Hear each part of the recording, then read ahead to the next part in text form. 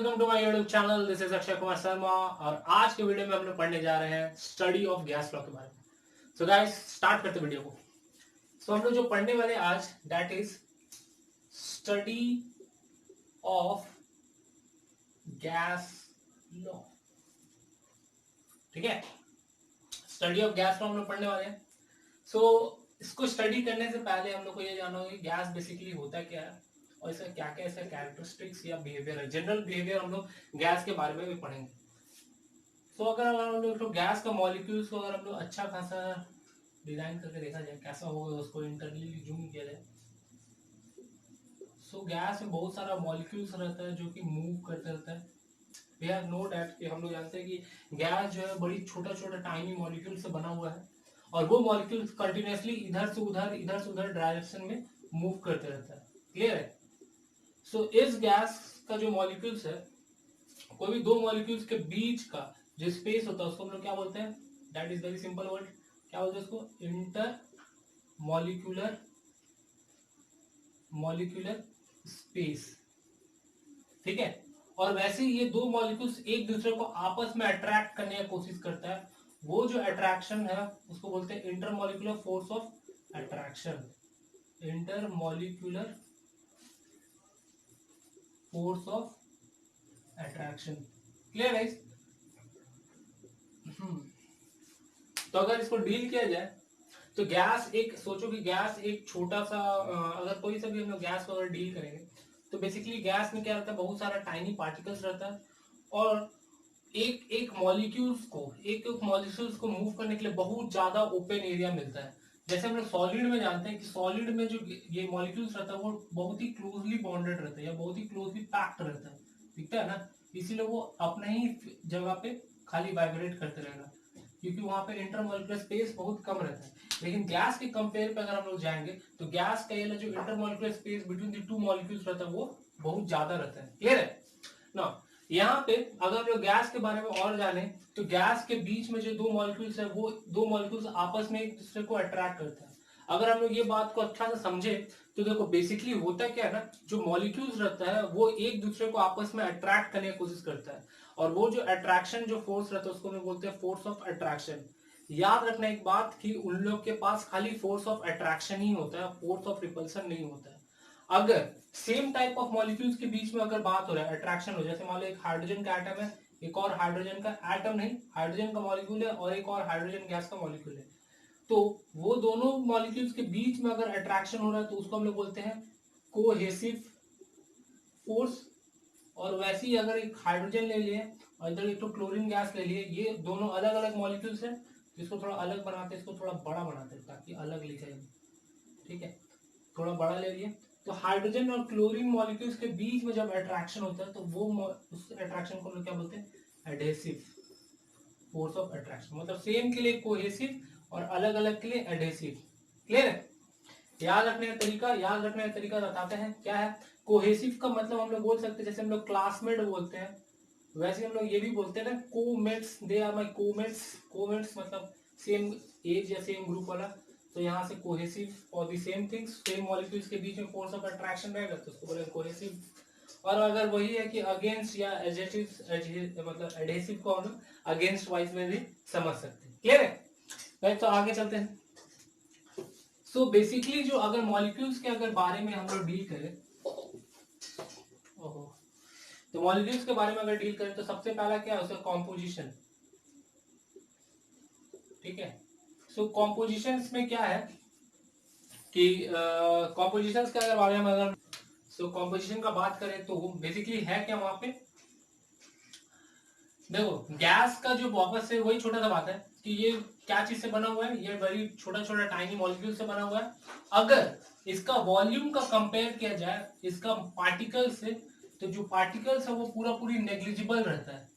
मतलब कि कुछ भी नहीं समझ में आ रहा है? ठीक है, तो समझते हैं इसके बात को। स्पेलिंग पे मत ध्यान देना भाई। नेग्लिजिबल किसको बोलते हैं? सोचो कि एक बड़ा सा जैसे बड़ा सा रूम ले लेते हैं, वो रूम में एक चम्मच पानी के जितने बराबर, क्या होगा? वो उतना बड़ा रूम और एक चम्मच पानी कोई कंपेयर नहीं हो रहा ना। वैसे ही इसका जो वॉल्यूम होगा उसके कंपेयर में जो इसका नंबर ऑफ पार्टिकल्स जो रहेगा वो बहुत ही नेग्लिजिबल रहेगा कंपेयर किया जाएगा तो। ठीक है। सो जो मॉलिक्यूल्स रहता है, जो कहते हैं मॉलिक्यूल्स रहता है वो बहुत ही छोटा अमाउंट में रहता है, और जो उसका वॉल्यूम है वो बहुत ही हाई अमाउंट में रहता है। तो बेसिकली गैस का अगर कॉम्पोजिशन में बात करें तो it is made up of very tiny particles which is very negligible as compare to the volume of the gas. Clear है, समझ में आ गया। नेक्स्ट टॉपिक हम लोग के पास गैस का। गैस नाइदर हैज होगा हैज फिक्स्ड वॉल्यूम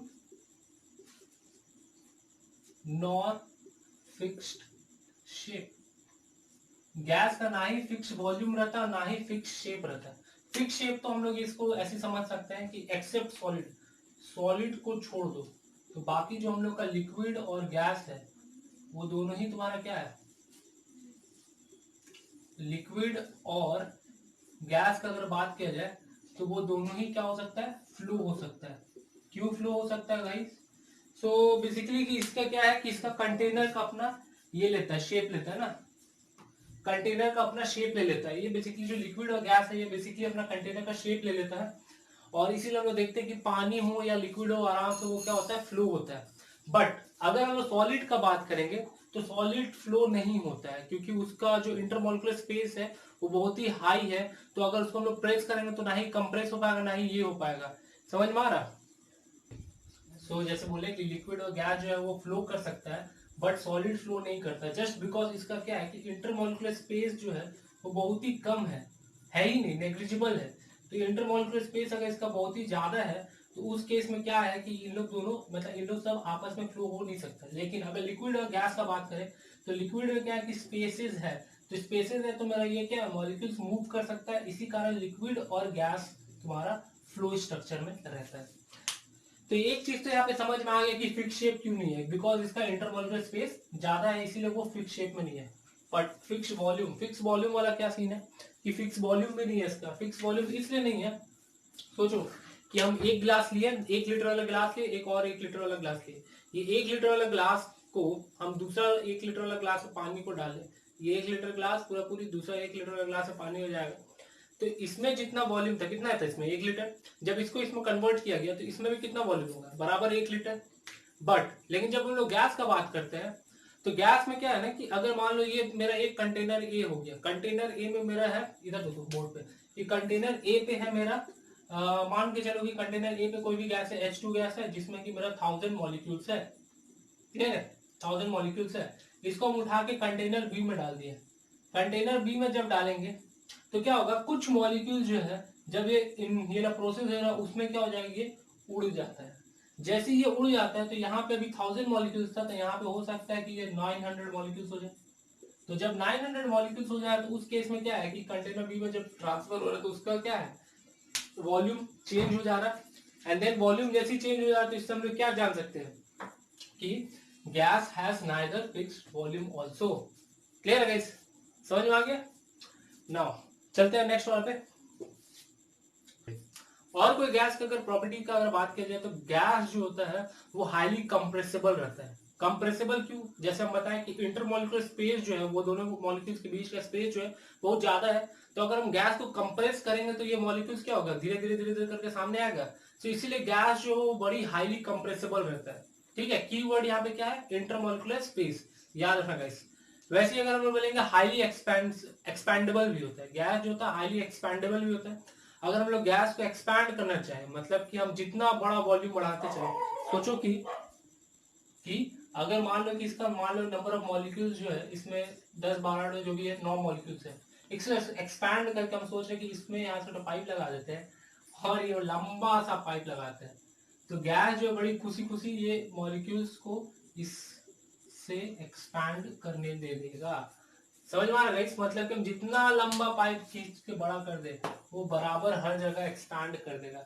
एक और एग्जांपल हम लोग ले सकते हैं, सपोज मान लो कि हम लोग स्प्रे मार रहे हैं, ये एक साइड में हम स्प्रे मारे, घर का कोई एक कोना पे स्प्रे मारे तो वो दूसरा कोना तक उस स्प्रे का स्मेल को पहुंचा देता है। तो इसका मतलब क्या है कि गैस जो होता है हाईली एक्सपैंडेबल रहता है, आराम से फ्रीली एक्सपैंड हो जाता है ड्यू टू फ्री मोशन, आराम से जो फ्रीली वो मूव करता है एयर में उसके कारण। Clear, air means of course. Next उसके बाद है तुम्हारा हाईली कंप्रेसिबल, हम बता दिए, हाईली एक्सपेंसिबल बता दिए, अब आ जाते हैं गैस का एक और प्रॉपर्टी जिसको हम लोग बोलते हैं लिक्विडिफाइड वाला प्रॉपर्टी। हाँ, लिक्विफाइड प्रॉपर्टी। अगर लिक्विफाइड प्रॉपर्टी के बारे में अगर गैस का बात किया जाए तो सोचो कि एक तो कंटेनर ले लिए और वो कंटेनर में हम लोग क्या करते हैं, गैस को यहाँ पर रख दिए। अब नेक्स्ट ये जो गैस है इसके ऊपर हम लोग एक तो पिस्टन लगा रहे हैं। Now what you mean by piston? Pronunciation पे ध्यान देना गाइस, मेरा प्रोनाउंसिएशन उतना अच्छा नहीं है, फिर भी पिस्टन पे अगर हम लोग ध्यान देंगे तो पिस्टन क्या करता है बेसिकली, जैसे हम लोग देखते हैं कि सिरिंज होता है, सिरिंज, तो सिरिंज में भी हम लोग यूज करते हैं तुम्हारा ये पिस्टन का इस्तेमाल करते हैं। जैसे कि डॉक्टर जो सिरिंज जो लगाता है जिसमें इंजेक्शन लगाता है, तो इंजेक्शन को रबर वाला स्टॉपर देखें जो एयर को आर पार होने नहीं देता। सिमिलरली ये जो पिस्टन भी है ये यहाँ का गैस का जो भी है गैस को यहाँ से आर पार होने नहीं देगा। क्लियर है, बाहर नहीं जाने देगा। तो अगर हम लोग ये पिस्टन से अगर हम इसको प्रेस करेंगे, इसको प्रेस करते जाए तो ऑफकोर्स मेरा गैस धीरे धीरे धीरे धीरे प्रेस होते होते मान लो ये मेरा मॉलिक्यूल इतना दूर दूर पे है, हाँ मॉलिक्यूल्स इतना दूर दूर पे है, तो जब हम पिस्टन से प्रेस करेंगे तो ये मॉलिक्यूल्स मेरा करीब आने लगेगा। एंड देन एक ऐसा कंडीशन आएगा कि ये इतना करीब आ जाएगा कि ये लिक्विड का शेप में कन्वर्ट हो जाएगा। क्लियर और बात समझ में आ रहा है? तो इसलिए बोला जाता है गैस कैन बी लिक्विफाइड, और इसी कारण यही प्रोसेस का इस्तेमाल करके जो हम लोग का परफ्यूम्स होता है, डाइज होता है, या फिर वो जो कंप्रेस्ड नेचुरल गैस जो हम लोग घर में गैस आता है, वो सारा गैसेस जो है वो लिक्विड फॉर्म में रहता है। हम लोग परफ्यूम को यूज करते हैं ना, परफ्यूम या फिर डिओड्रेंट या कुछ भी स्प्रे को यूज करते देखते हैं लिक्विड ही आता है, हम लोग का हाथ में रहता है, देन उसके बाद वो एक्सपैंड हो जाता है, उड़ जाता है। Clear guys? सो चलते हैं नेक्स्ट टॉपिक। सो अगर नेक्स्ट टॉपिक के बारे में अगर बात करें तो बेसिकली है क्या, गैस जो है वो तुम्हारा, सोचिए कि हमने तो गैस ले लिए और ये जो गैस है ना इसका मॉलिक्यूल्स हमेशा कंटिन्यूअसली मूव करते रहता है। सो हम लोग बोल सकते हैं कि अगर ये मॉलिक्यूल्स अगर मूव कर रहा है, मूवमेंट अगर मोशन से अगर कोई एनर्जी पोज होता है, मोशन से due to energy possessed by the body due to its motion is known as kinetic energy. ठीक है, इसको क्या बोलते हैं, काइनेटिक एनर्जी। सो अगर ये मोशन से कोई एक एनर्जी पोज कर रहा है तो उसको हम लोग क्या बोलेंगे, kinetic energy. So average kinetic energy of the जो ये है मॉलिक्यूल्स है वो हमेशा ग्रेटर देन जीरो रहता है, जीरो से हमेशा बड़ा ही रहता है। नेक्स्ट, अब ये काइनेटिक एनर्जी को हम लोग बढ़ा सकते हैं कैसे, सोचो। तो अगर हम लोग यहाँ पे सपोज मान लो नीचे हम लोग ये लगा दे, फायर लगा दे, या फिर कैसे भी करके टेम्परेचर इसका इंक्रीज कर दे, तो ये क्या होगा, यहाँ पे मॉलिक्यूल जो इसके अंदर में जो है गैस का जो मॉलिक्यूल है वो और स्मूथली जा जाके मतलब और फास्टली जा जाके वॉल्स को स्ट्राइक करेगा। सो हम लोग बोल सकते हैं temperature, if temperature increases, temperature अगर इंक्रीज होगा सो ये जो kinetic energy of the molecules है, kinetic energy of the molecules also increases. बात समझ में आ रहा है कि अगर हम लोग टेम्परेचर इंक्रीज करेंगे, अगर हम लोग टेम्परेचर इंक्रीज करेगा, अगर ये मॉलिक्यूल्स का जो भी गैस मॉलिक्यूल्स है अगर उसका टेम्परेचर इंक्रीज कर देंगे तो ये मॉलिक्यूल और फास्टली जा जाके इसका वॉल्स पे टकराएगा। क्लियर है? तो अगर ये और फास्टली अगर टकराएगा तो एक कंडीशन हम लोग ऐसा सोच सकते हैं ना कि अगर हम लोग टेम्परेचर को धीरे धीरे डिक्रीज करेंगे तो ये वाला जो स्ट्राइक जो करेगा वॉल्स को बड़ी धीरे धीरे स्ट्राइक करेगा। अल्टीमेटली हम यहाँ पे बोलना क्या चाह रहे हैं कि अगर हम लोग टेम्परेचर बढ़ा रहे हैं तो मेरा काइनेटिक एनर्जी बढ़ रहा है, काइनेटिक एनर्जी बढ़ रहा है मतलब कि मेरा इसका प्रेशर बढ़ रहा है।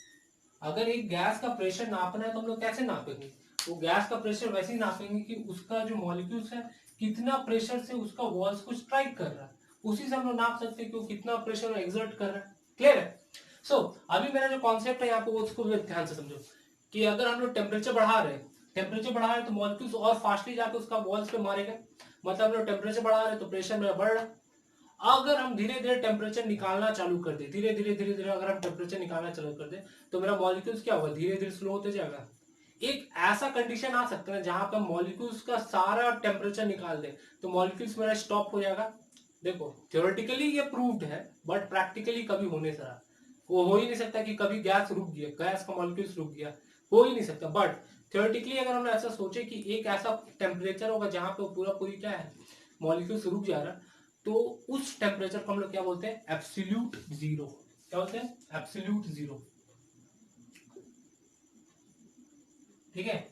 सो इसका डेफिनेशन इज लाइक दैट कि the temperature at which the molecular motion of the particle stopped or ceased भी बड़ी अच्छा वर्ड है, इसी बहाने इंग्लिश सीख लेंगे हम is known as absolute zero. ठीक है, और एब्सोल्यूट जीरो टेम्परेचर कितना होता है केल्विन स्केल में? अगर इसको देखा जाए केल्विन स्केल में तो वो होगा तुम्हारा -273 डिग्री -273 डिग्री सेंटीग्रेड, और केल्विन स्केल में बात की ना तो 0 के ओके मत समझना, 0 इज द न्यूमेरिकल वैल्यू वाला 0। अच्छा इसको यहाँ पे लिखते हैं 0 के मीन्स केल्विन का। ठीक है, इसको और अच्छे से डिस्कस करेंगे। -273 क्या है, फिलहाल ये समझ में आया कि एब्सोल्यूट टेम्परेचर किसको बोलते हैं? वो टेम्परेचर जहां पे पूरा मॉलिक्यूलर मोशन जो है, ये जो मॉलिक्यूल का मोशन है वो पूरी स्टॉप हो जाएगा, उस टेम्परेचर को हम लोग क्या बोलते हैं? Absolute zero. Clear guys? So guys चलते हैं, ये लास्ट टॉपिक जो की है टेम्परेचर के ऊपर में। टेम्परेचर जैसे अभी हम लोग बोले थे ना कि 0 के का वैल्यू होता है -273 के। ये कैसे आया उसको भी हम लोग जानेंगे। टेम्परेचर स्केल का अगर ऊपर बात किया जाए तो हम लोग पास 3 तो टेम्परेचर स्केल है। एक तो है तुम्हारे पास सेल्सियस स्केल, एक है तुम्हारे पास फ़ारेनहाइट स्केल, और एक है तुम्हारे पास केल्विन स्केल। ठीक है, सेल्सियस स्केल हम लोग का 0 डिग्री से स्टार्ट होता है, 0 डिग्री सेल्सियस से लेकर 100 डिग्री सेल्सियस तक चलता है। फ़ारेनहाइट स्केल का अगर बात किया जाए तो वो तुम्हारा स्टार्ट होता है 32 डिग्री सेल्सियस 32 डिग्री फ़ारेनहाइट से, और चल के खत्म होता है 212 डिग्री फ़ारेनहाइट से। वैसे केल्विन स्केल का अगर हम लोग बात करें तो केल्विन स्केल जो है वो होता है हम लोग का 273 केल्विन से लेके 373 केल्विन तक। अगर हम लोग यहाँ पे देखें तो यहाँ पर हम लोग क्या जान सकते हैं कि 0 डिग्री जो सेल्सियस है वो बराबर टू 32 डिग्री फ़ारेनहाइट के बराबर है, और इक्वल्स टू हम लोग बोल सकते हैं 273 के बराबर है। क्लियर है? मतलब अल्टीमेटली ये फ़ारेनहाइट स्केल के साथ तो बराबर नहीं होता, लेकिन केल्विन स्केल के साथ में हम लोग बराबर बोल सकते हैं कि 0 degree Celsius is equals to 273। तो अगर हम बोलें कि 0 डिग्री केल्विन का अगर बात करें, 0 डिग्री, एक और बातचीत, केल्विन में डिग्री नहीं लगता है, हम बोल दे रहे थे, लेकिन केल्विन में डिग्री नहीं लगता है। डिग्री किस में लगता है? एक सेल्सियस स्केल और एक फ़ारेनहाइट स्केल में डिग्री लगता है, केल्विन स्केल में डिग्री नहीं लगता। 273 केल्विन है, वहां से हमको जाना है 0 डिग्री केल्विन में। हर एक राइज इन टेम्परेचर में ना केल्विन स्केल में एक राइज इन केल्विन स्केल भी होता है। जैसे मान लो अगर 1 डिग्री सेल्सियस अगर इधर बढ़ा है तो यहाँ पे भी +1 हो जाएगा, दैट इज 273 +1 दैट इज 274 के। ऐसी मान लो कि यहाँ पे अगर तुम्हारा 50 डिग्री सेल्सियस रख दिया गया तो केल्विन स्केल में कितना इंक्रीज होगा? 50 का, दैट इज 0 पे कितना है? 273 प्लस 50 और जोड़ देते हैं तो कितना हो जाएगा? मतलब कि आ जाएगा 3, 2 और 3, मतलब 323। क्लियर है? तो वैसे ही अगर हम लोग पीछे की ओर जा रहे हैं, मतलब 0 से अभी हम लोग यहाँ पे जा रहे हैं, 0 से पीछे की ओर जा रहे हैं 50 डिग्री, 50 बोल रहे हैं, -273 डिग्री तक जा रहे हैं, मतलब कि 273 इसमें से माइनस करें तो 273 इधर माइनस करें तो 273 इधर भी माइनस करेंगे तो which is equals to -273 degree Celsius. अब आया समझ में कि एब्सोल्यूट जीरो का वैल्यू कितना होता है? एब्सोल्यूट जीरो जिसको हम लोग लिए थे केल्विन को, 0 के इज इक्वल्स टू कितना होता है? -273 के। क्लियर है? बात समझ में आ रहा है? सो गाइस यहाँ पे ये टॉपिक को एंड करते हैं। नेक्स्ट टॉपिक में हम लोग बॉयल्स लॉ को पढ़ेंगे। Till then guys keep practising, और अगर वीडियो पसंद आए तो लाइक ठोक देना।